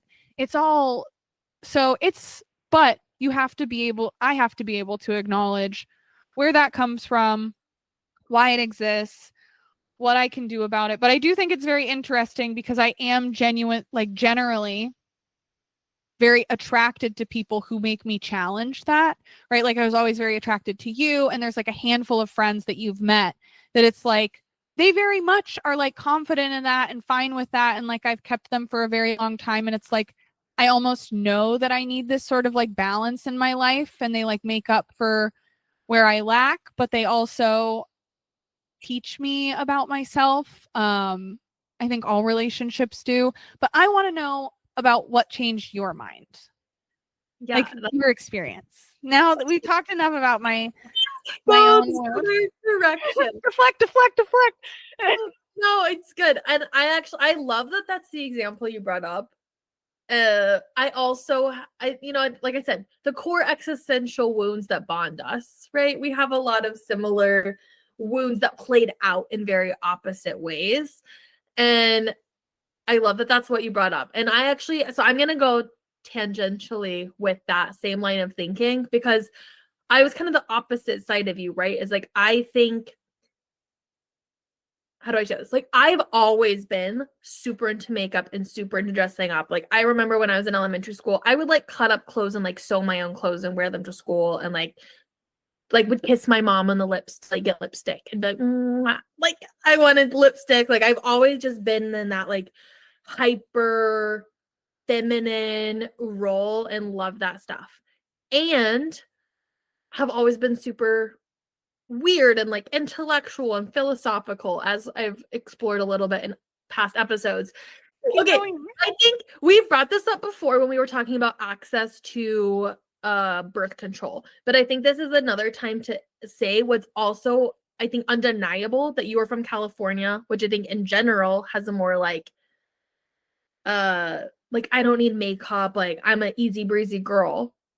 Because I've heard that from another friendship. I won't name drop her, but I know she got that with me too. And being from Arkansas, and you know, it's a toss up if you consider it Southern or Midwestern culture, but definitely there's still that emphasis on like Southern belle, like how you look. And so I think we can't exclude that from our upbringings. So even though I did get the same messaging that like, if you are really dressed up and you have makeup, like you're basically dumb. And so I also constantly got that challenge of like, who are you dressing up for? Like, what are you people being surprised if I would say something smart, or like constantly getting underestimated from like teachers in my science classes, and then like, you know, getting the highest score or outperforming everyone, and then being like, huh? Like what? Like you're smart? And so I got that experience, but it's almost like doubled for me. I think I almost doubled down on that. And instead of taking away the makeup and clothes, it's like I actually took away my personality. It's like, you know what I mean? Like, and we've talked about this. I like when I look back and I'm like, where did I start really having the dissociative problems and like really shutting down the spiritual, the psychic, the creative, the artist side of me? It was around like high school, like 14, 15, 8th grade, 9th grade territory. And I realized that's like when I stopped dancing. That's when I stopped. Like I had started an art club and was always like creating fashions. Like everyone in my life when I was a small child thought I was going to be like a fashion designer. I had like 400 notebooks of clothes I designed and that creative part. But instead of like you were like, instead of taking out the outward appearance, I was like, oh, I'm going to be like this, but I'm going to become a scientist. Right? I shut out my creative side because that wouldn't be taken seriously. In my mind, right? I don't actually believe this now, but I'm saying the little kid in me, instead of taking away the makeup and the frills, I was like, oh, I'm not going to be creative because artists don't deserve respect. I'm going to be a scientist. And I went to this like conference summer before 9th grade. That's where I first was introduced to neuroscience as a field. And I was like, huh, this is a way to be interested in people and why they make decisions that they do, and, you know, interesting, but like it's taken seriously. And I look back and I'm like, I definitely was motivated to study neuroscience and become a scientist because I knew that gave me credibility. And to this day, when I tell people I study neuroscience, I get this feeling of elation when they look at me and they say, wow, you must be really smart. Nothing compares to that feeling. But I guess I told that really long story to share. It was 2 minutes. It was 2 minutes. It was a really long way to say that. It's funny because I feel like we ultimately had the same problem, but it showed up in really different ways, which we can also see kind of culturally, like being in Arkansas, being in California. And I was like, oh, well, I'm going to prove I have worth through being intelligent. Right. And stuff. And you did too, but just showing it a different way. Anyway, I think in, where did that change, which is like the point of the story, is I actually think in college, and I think this is like where we've both been mirrors for each other. In college, I had multiple people I was very close to that were pursuing art and creative endeavors. And I think it took years, like you said, like picking away. It wasn't like one specific moment, but I think being in close relation to people that I really respected and saw as very intellectual, really putting emphasis on their art and creative expression and their whole personality, not just being like, I'm a research-based analytical person. Those close relationships to like Armand, to you, to Nina, like those relationships helped me be like, oh, I actually like I think they're smart and their whole personality isn't just like research and science. And I think that actually gave me a lot of permission to, still not right away, but eventually, like as I went into adulthood and I started breaking down, like I went to school for neuroscience and pre-med, And it started becoming very clear to myself and my advisors and everyone in my life that medical school would not be good for me because it's like very, very structured, very high control, right? Not a lot of critical thinking. I know that could be saucy, but any doctor you talk to will tell you it's true. Like they're having to follow formulas and what insurance tells them to do. They are not like actually using their best knowledge to make decisions a lot of times. Hot take. Anyway, I decided not to do that. And my whole personality fell apart because I had really put in like who I am is tied to like me being smart and being a doctor and being taken seriously through that particular realm. And anyway, I think you guys, like the people that I saw that I really respected and had put a lot into art and creativity and then even going on to pursue that, like really influenced me in a positive way. Does that make sense? Yes. Okay. And I think it's like actually really cool that our experiences almost like mirrored each other in that way. Yeah, and I do think we do that, but I want to point out to the audience, because we have talked about this a lot in private, that although coming into this, we assumed we were like opposites that thought very similarly, we think almost surprisingly nothing alike. Like we think so differently that we actually, it creates like these fumbly, weird communication moments in our relationship around the podcast and with each other, where it's like, wait, I assumed you thought about this the same way that I did. So why aren't we getting the same answers? And it's like, well, why aren't you getting the answer that I expected you to? Which isn't always the same answer as me, but like I expect it because I think you think this way. And it's like, well, I don't think that way. And it's like, oh my God, holy shit. Like you think way differently than I thought. Anyways, so we are mirrors, but we have completely different paths, completely different perspectives, completely different like logic. And I think sometimes we even get the same end result from going very different ways. And I think that makes our conversations like very dynamic, because we're talking about the same outcome, but we are talking about like a very different journey. And that's super cool. And I think it even wraps up this whole conversation about the importance of leading with curiosity and talking to people that you don't agree with or do agree with from a place of like trying to understand what their thoughts are and motivations are instead of assuming, right? And I think that even gets into like what we talked about, I think. And it's not to say that it's not true on this like objective philosophical level, right? To be like, if you believe these things, like I'm going back to like politics, right? Mm-hmm. And like almost like the problem with the left and like why we see this like mass exodus of like young men to the right. And like when we're like, why is this happening? And not to say that like this is the only thing, but definitely part of it is being like, oh, like you are a bigoted, racist, horrible person. And while yes, maybe the consequences of those actions might be true, and that might be true in the subjective layer, like we mentioned, that's not the way to change their mind. And instead, if we can be like, well, why are you believing this thing? Right. And even like when we look at personal conversations with people, I was talking to people at dinner last night about this. Someone might be like saying that they're anti-immigration and pro-Trump, or, you know, they don't believe in gay marriage. But then you see like their daughter's husband is like an immigrant, and like they're nice to them and like welcoming, or like they're friends with gay people and like you're okay. And it's like leaning into like that there's cognitive dissonance, which I think is the word we were trying to come up with earlier, that people, when they're humanized, right, they're like, oh, like that's okay, they're the right kind of person. But then in like policies, they say it's bad. And I think that gives us hope, because we can dig into like, okay, why is it okay for these certain people but not on a policy level? And we can actually start to understand what they're thinking, and that's how we can start to change it. Yeah, I think it's over. Did that not make sense?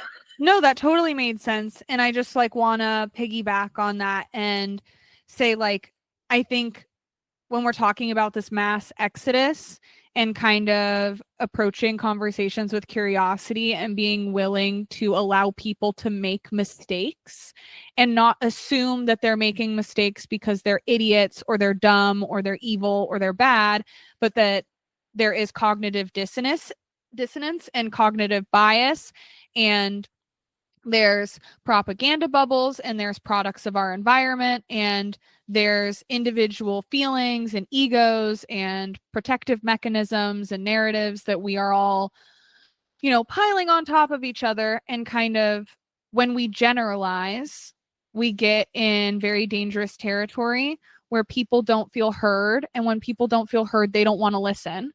And so this like cancel culture, what I will say is cancel culture, in my mind, the intention is to create social consequences for some of these things that as a society we would like to address, deal with, and make sure that people who, it's kind of like trying to use the same tactics as, the conservative box theory, where it's like,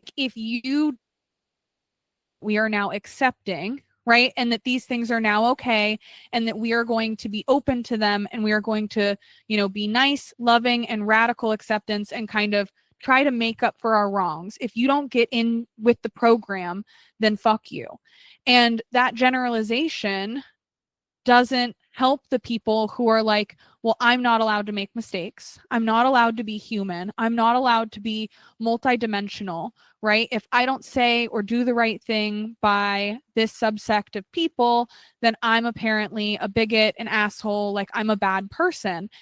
And so it doesn't create this like curiosity and dialogue, and it doesn't give people dimension that allows us to change their mind or create common ground, which is all people really want, is to connect, I believe. And so I think, cancel culture has the right intention of creating social consequences, but goes about it in the wrong way by generalizing and sometimes making people not feel heard. And you could argue, well, they're not listening to me, and like vice versa, but it's like the chicken and the egg, right? It doesn't really matter which one fucking comes first, but are we going to eat them both or not? Or like, I don't fucking know. That was a really weird way to end that analogy. But it's essentially like, it doesn't matter which one came first. It's what we're going to do about it now. And I think individual conversations and individual consequences are much more important than these overgeneralizing, right? We're going to create consequences for all men and all white men and all white cisgendered men because,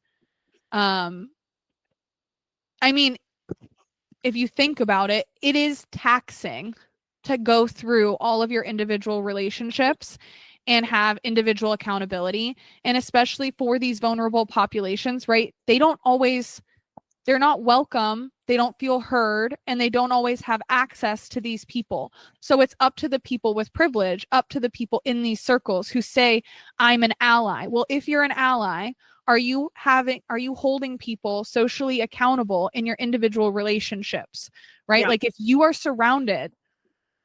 a cis white woman, cis white man, if you're surrounded by other cis white individuals or, a majority population, are you creating social consequences in your relationships are you willing to disagree with people? Are you willing to question people? Are you willing to have these conversations with curiosity and love in your heart? And I think, I've seen some things lately where it's like, ask people your political views at Thanksgiving so you know who to not buy Christmas presents for.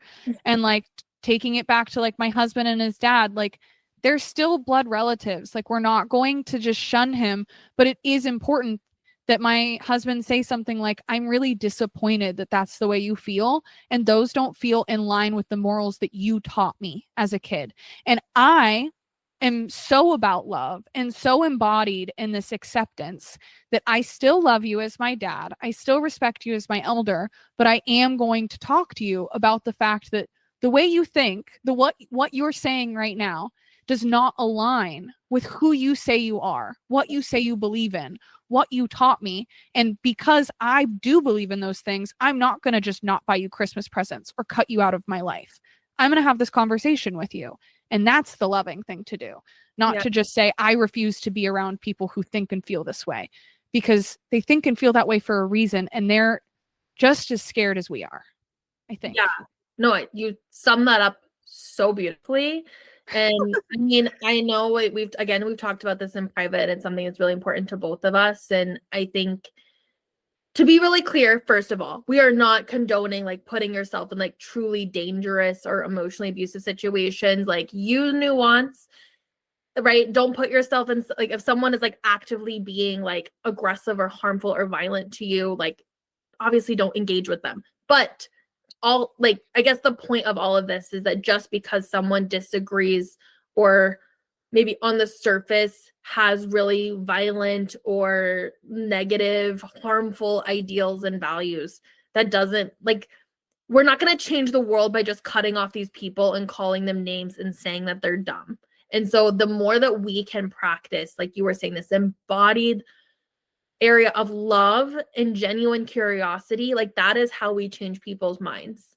And even like, if you can, like we've even talked about, and you, like we're saying, it's the best way. And I think it would be great to do like more in-depth research and a thing on this, but from my knowledge and training, right, if we can, reduce the threat, which is really hard when you're like emotionally charged and feeling threatened. But right, if we can kind of validate something that we agree on with them and just kind of neutralize, be like, I'm listening to you, I hear you.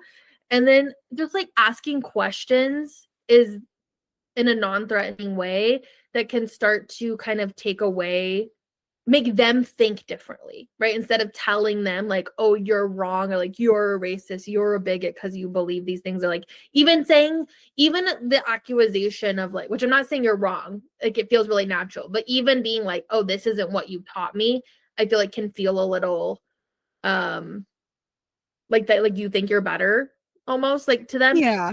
And I know you weren't saying like that, you were just giving examples, but almost if you can ask questions that help them discover that what they're saying isn't in line with what you did, like that can help their brain to start coming to those conclusions for themselves of like where maybe what they're saying doesn't actually align with their values and beliefs.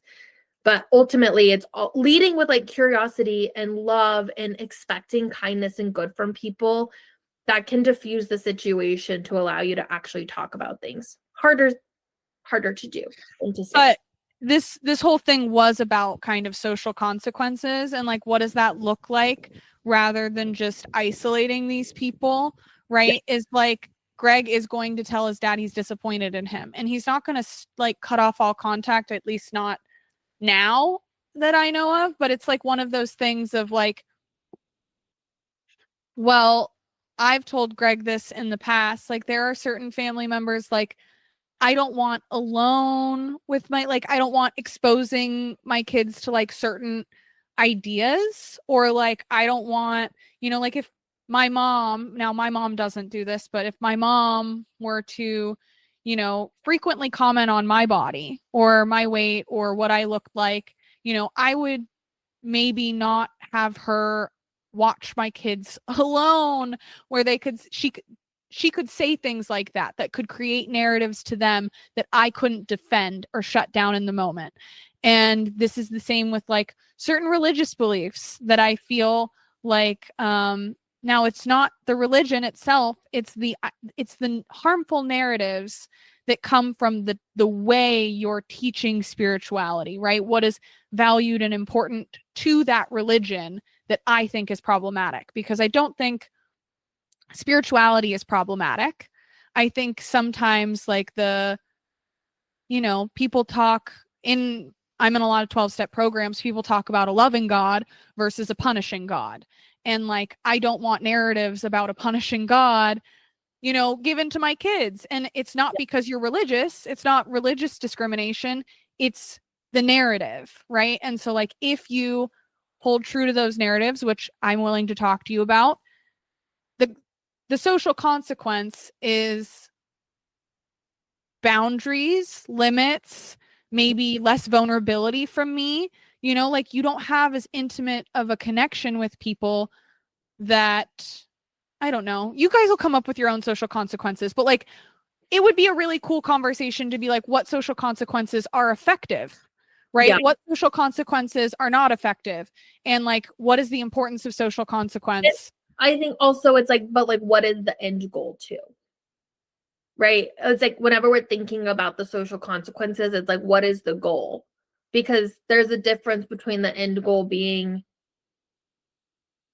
to help change someone's mind to bring them to your side versus like just your peace. Right? Which this all, because this goes back to like, you know, that we're almost to a problem culturally where like a lot of people are really lonely and don't have intimate connections, and it's almost because the expectations we have on other people or to not ever be uncomfortable are so high, where we've gotten to like, well, I don't want to be a burden, I don't want other people to burden me, I don't want to be uncomfortable. And part of being in community is like being burdened and uncomfortable, and to the degree to which that is happening, obviously I'm not saying to put yourself in violent situations, but like you said, like there's a lot of nuance to this conversation. And I think whenever you're thinking about who you're going to spend time with, who you're going to try to have these difficult conversations with, it kind of also depends on what the end goal is for yourself and for them and your relationships with them.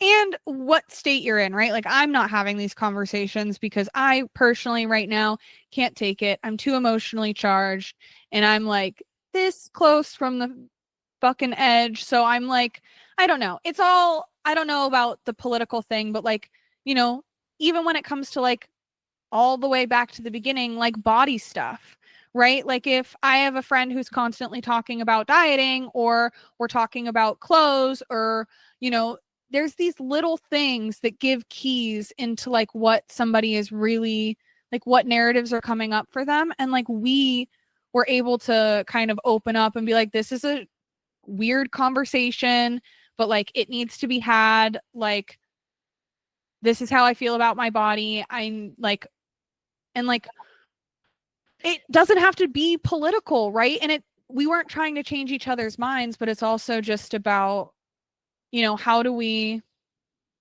show up in relationship?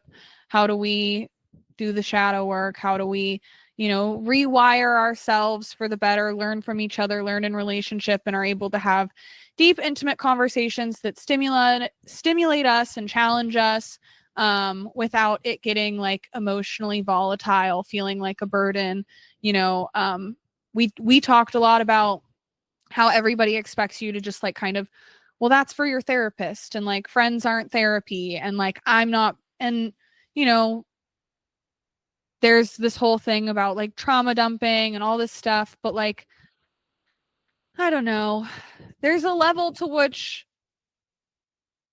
I don't think therapists always existed, because some of it is just built in relationship and our willingness to be vulnerable and open to each other without labeling things and becoming emotionally triggered. And you become less emotionally triggered when you're willing to face what you're working with and be understanding. And I think all of this stuff was kind of related to that.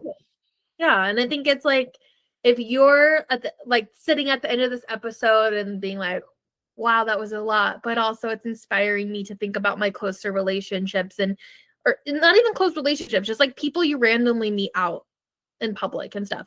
I think one of the biggest things that's helped me is also just like asking permission or like calling things out. Like I think that's something that's really helped like our relationship, even, is to be like, whoa, this is like feeling really uncomfortable, or this is feeling like really charged, or like, are you in the headspace for me to talk to you about this thing? Or like, do you want support or do you want my real opinion?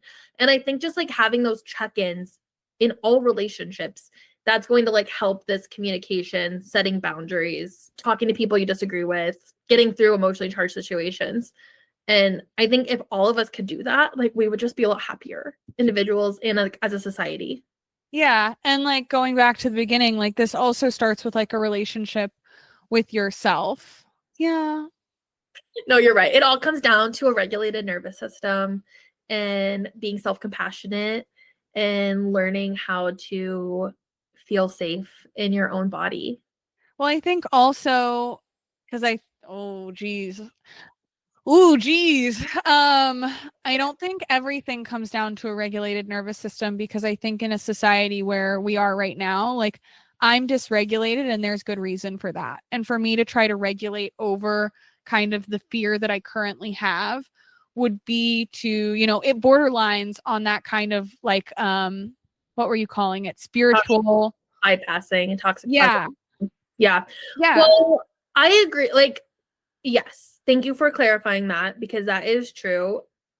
And right, because this comes down to the whole thing of like, if you're well in an unsick society, like if you're well in a sick society, how can you be well or whatever? And this is something I think about a lot as, someone that helps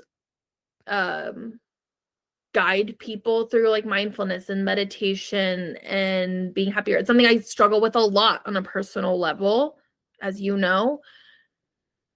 So I think it's like, yes, it's like if you are like physically unsafe, telling yourself that you are safe is very, very harmful. And as we've talked about a lot, right? Like our brain and our nervous system, we'll say strictly on the science side, not getting into spirituality, our nervous system and our brain is completely in control of how we are perceiving and experiencing things.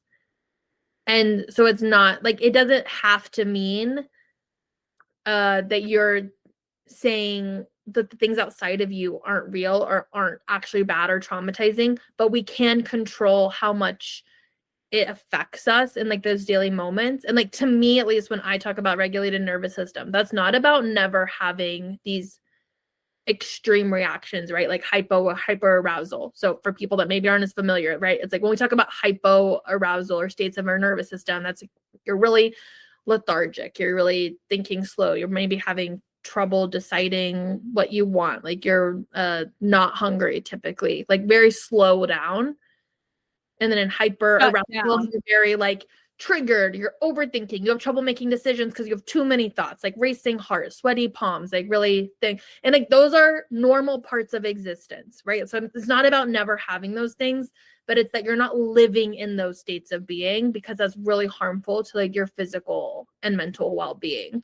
So for me, like when I talk about regulated nervous system, and something I'm working on in myself is like, it's not about saying that these things aren't happening and like lying to yourself and trying to make yourself always be calm, peace, love, and light. But it's that even whenever those moments happen of like hypo or hyper arousal because of like trauma or feeling unsafe, it's that you're not living in that 24/7, and you know how to bring yourself to a place where it's not affecting you so much. So like you can't sleep or you can't eat or you're overeating or you can't make decisions. That's what I mean, which is way harder to actually do. Yeah, I guess I just meant that like lately, I feel angry, I feel depressed, I feel scared, and rather than being like always being like, right, because there are certain times where it is good to, but rather than being like, I need to regulate my nervous system and like focus on gratitude and all that stuff, like obviously there are times and places where those tools are useful, but also regulating my nervous system, which is it still is regulation, but I skipped over that in my head originally of like, I'm allowed to be angry and I need to be angry and I need to feel angry and I need to tell somebody how scared I am and how upset I am, and I need to experience that in order to regulate my nervous system.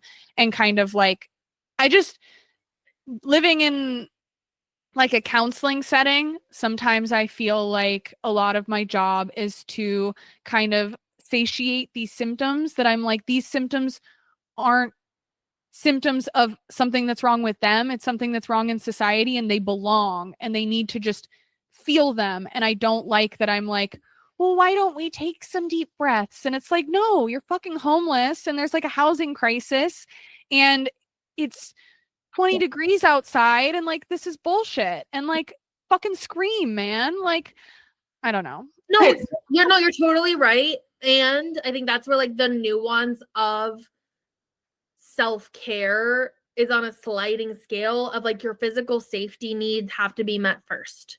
And so like for our audience though, I'm going to guess, right? A lot of our audience like probably has basic physical needs met.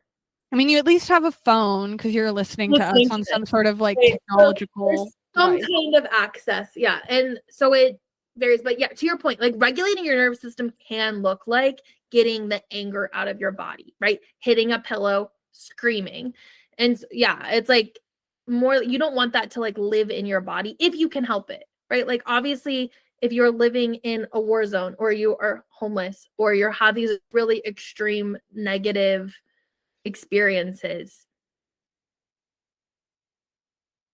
it could be harmful to try to feel safe and good in your body. And I think this is where things get complicated, right? Because I think it's also just like how this is kind of going off topic, but I feel like it's important because like I think about this all the time, right? Like I feel like this is my number one struggle of like continuing to live, right? Is that it feels like you're consenting to me. I should say to my personal experience. This is something I struggle with is I feel like I'm consenting to living by living. Well, we're getting dark. By living, I'm consenting that I think it's okay for the world to be this bad. And like if I try to make my life good, right? If I try to be successful or achieve things despite things being really bad for other people, that I'm consenting to thinking that's okay. And I think a lot of people have that wound, right? When we look at like money wounds and wealth wounds, a lot of us get into the territory of like, it's bad for me to have any level of wealth or safety in how much money I make, because that means that I'm taking it from other people. So we're going down some real things there. But the reason I'm bringing that up is because I think there is nuance to the life situation that you have, and that not letting the fear or the anger of other things happening keep you from also feeling like joy and happiness in your life. Or like, that makes sense. Yeah, what you said hit me like a Mack truck. Like it hit me so fucking hard because I've been wondering why lately I have kind of dove into this another level of dissatisfaction. Okay, I'm chain smoking. I'm having these cravings and I'm like talking to everyone about them, and like, you know, I'm feeling very depressed about the state of the world. And it's that idea of like, I don't want to live in a place where this exists and I'm between two things, right? Like I have everything I need to be content and satisfied, but if I am content and satisfied when all of this is happening, what kind of fucking person does that make me? And then is it my job? Should I just give it all up to go fight for something? Like, is that realistic for me? Is that healthy for my nervous? Is like, I just feel so torn that I just want to give the fuck up. And you're right. It's that idea of like, I don't deserve any of this when when I'm not doing anything to give it to other people. And like, it has really made me not want kids lately. Like, I don't feel like I deserve the happiness of a complete whole family when like, I'm like shaking right now. Yeah. I don't know. Oh, that it just hit really, really hard. And I think that a lot of people feel this like level of hopelessness. And then there's the other side of like me feeling this way isn't productive for them. And I also feel a little bit guilty because like I'm not in that situation. So how dare I feel all these big fucking feelings when like I have it so fucking good in comparison? Like, who am I? You know, and then it goes back to like the guilt of being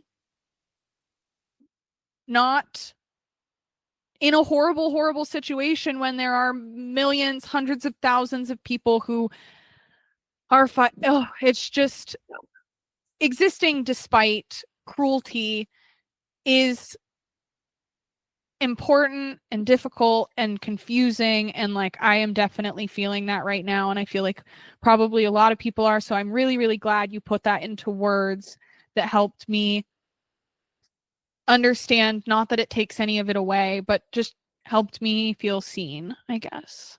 Yeah. Well, I'm glad it was in a way that like translated in language. And I think I would say that's, something that I've so deeply struggled with my whole life. And like when you go back to our first couple episodes and we were talking a lot about suicidal ideation and stuff. And for me personally, this is where a lot of it stemmed from, at least in the like logical sense, where I struggled because I had this crushing sense of hopelessness and depressive thinking from a very early age. And I, for some reason, was just hyper aware that I didn't deserve anything I had. And that most people around the world in other countries were living in unfair conditions, which that thinking has its own problematic thing, I want to say. But for my child thinking, that is what I thought. And then I felt like I didn't deserve, but then I would feel guilty for feeling guilty because my life on paper was good. And then that would make me more depressed. And so anyway, I think the whole point of sharing all this, and, listeners, let us know if this was helpful for you. I'm going to take a guess that it is, because I think a lot of us feel this way and don't know how to talk about it with other people. I think when I talk about it in private conversations, people often tell me that it feels really good to talk about it because they've never talked about it before. And I think in my role as a mindfulness guide, spiritual life coach, whatever, and I want to be really transparent in my personal life, I've taken a step back in those things because I've also been struggling with this myself. But I do feel like I'm getting back to the place where I want to, and that it's ultimately coming down to joy is the ultimate form of resistance. And that it's like there's a couple different levels here. On the neuroscience side, right? We even talked about this, I think maybe in the intuition episode, maybe something else. But like on a neuroscience side, we actually can't feel fear and joy at the same time. So the more we can cultivate feelings of joy, physiologically, we are helping our body, right? And like, I think that's even like the Portland thing that happened a few months ago where people were showing up to stand against like ICE in the frog blow up outfits and stuff, and like creating moments of like joy and hilariousness in something that is actually destructive and horrible is like the ultimate thing we can do, because they can't take our joy from us.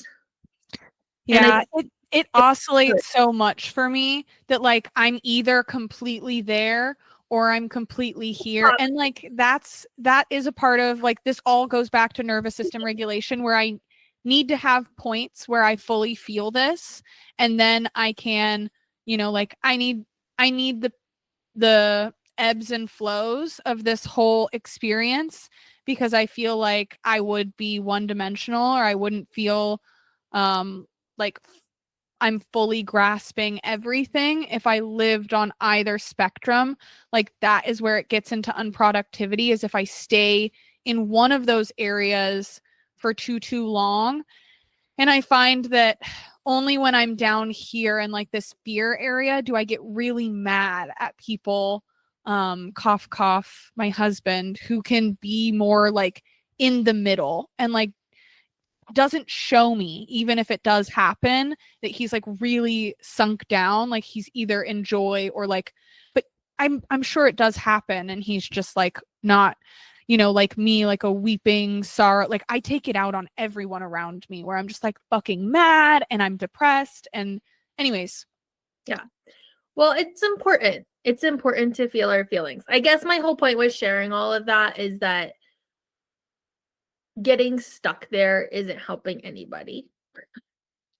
But anyway, I think I personally really enjoyed this conversation. Yeah. And I think this is actually the perfect point to add, if you don't mind.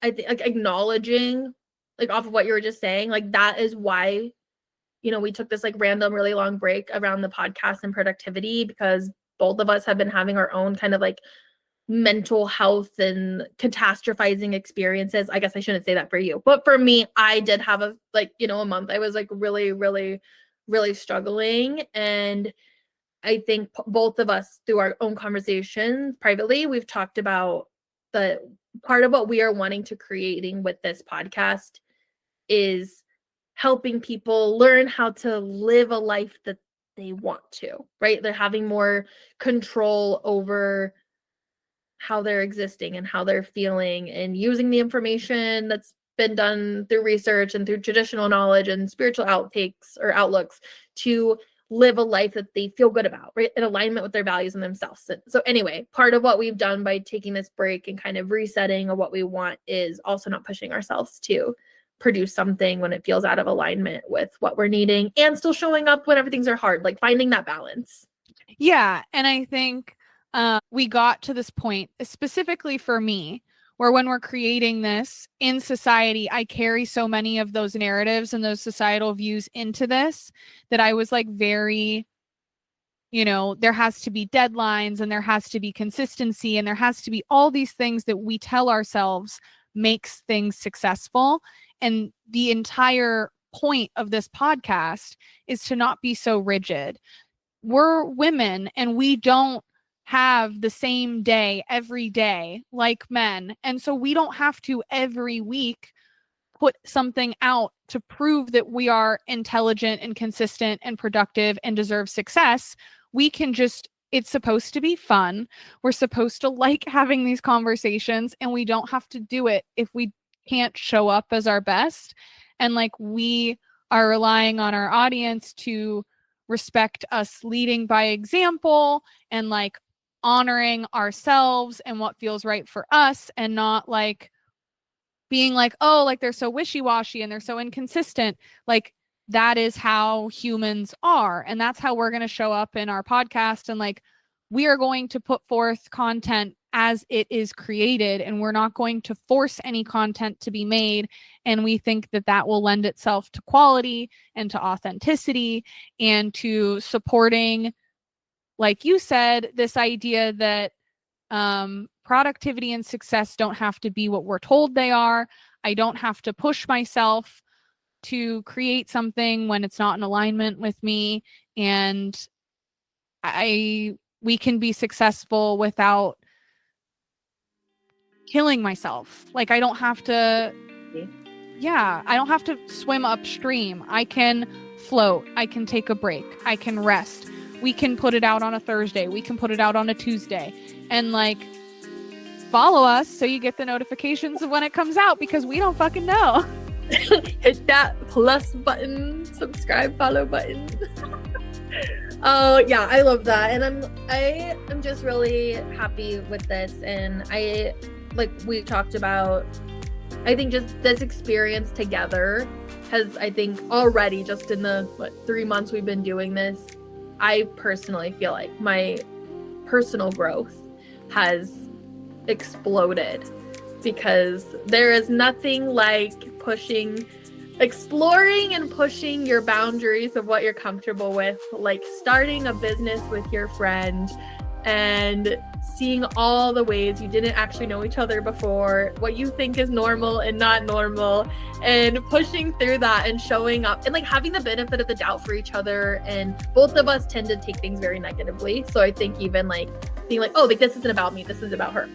Or like, or seeing where I can show up differently and seeing my own things. Cause like I'll just put it out there for our listeners right now. I'm on the extreme side of this whole like lackadaisical, what happens. I really struggle with consistency. And I think something I've worked on a lot, almost like a lot of people outside would say bad, right? Of that, like I've really gotten an extreme level of being okay with being inconsistent. And for me, that feels a lot more aligned, which is like how I think, because even my entire life I've been like that, which now I attribute to ADHD, right? As like I have hyper productive streaks where I get a lot done in like 3 days and then I want to do nothing for 2 weeks. And that works for me. That's very different than how you operate. So I think it's like trying to find those middle grounds has been really, really helpful to me for sure. Well, I actually relate a lot to that, but I was so shunned and devalued because of that. Cause like I would start things and then never finish them. And I was always like really reprimanded for that and really told that like I was never going to be successful and I was never going to make it in things because I lacked what we define as consistency. But I think like we could argue that that definition serves a certain population of people and not other people, and that we are not actually inconsistent. We're just not in alignment with that same definition that everybody else holds. We'll find balance sometime, but thanks for coming with us. Yeah, this is really fun.